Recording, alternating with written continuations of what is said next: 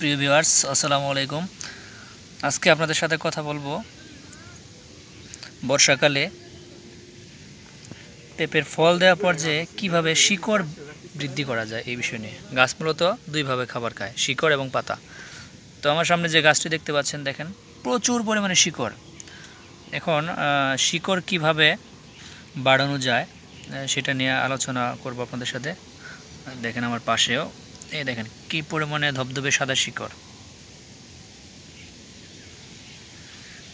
তো এগুলো সবগুলো কিন্তু খাদ্য গ্রহণের জন্য খুব গুরুত্বপূর্ণ ভূমিকা পালন করে।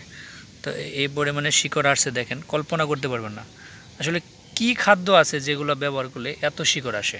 সেটা নিয়ে আমি আপনাদের সাথে কথা বলবো। দেখেন প্রচুর পরিমাণে শিকড়। তো পাশের আরেকটি গাছ আমি আপনাদেরকে দেখাচ্ছি, দেখেন এটাতেও কিন্তু সেম একই অবস্থা। তো শিকড়ের জন্য আপনারা যে খাদ্যটা ব্যবহার করবেন সেটা হচ্ছে গ্রুজিন এবং ক্রুজার, দুইটা খাদ্য। আমি আবার বলছি, প্রচুর পরিমাণ শিকড় পাওয়ার জন্য ব্যবহার করেন গ্রুজিন এবং ক্রুজার।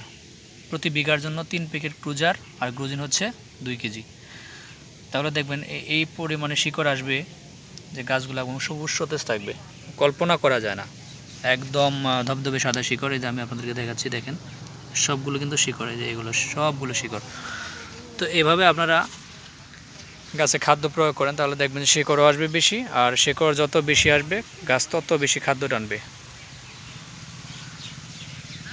দেখেন সবগুলো গাছ একদম সবুজ সতেজ। আমি আপনাদের দেখানোর চেষ্টা করতেছি।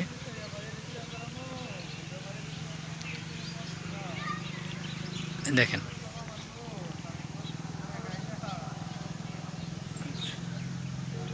দেখেন কি পরিমাণে গাছের কোয়ালিটি। তো এইভাবে আপনারা খাদ্যগুলো দেবেন 1 মাস পর পর, তাহলে গাছও সুস্থ সুন্দর থাকবে এবং আপনি কাঙ্ক্ষিত লক্ষ্যে পৌঁছে যাবেন। তো সবাই ভালো থাকেন, সুস্থ থাকেন। আজকের মতো এই পর্যন্তই। আল্লাহ হাফেজ।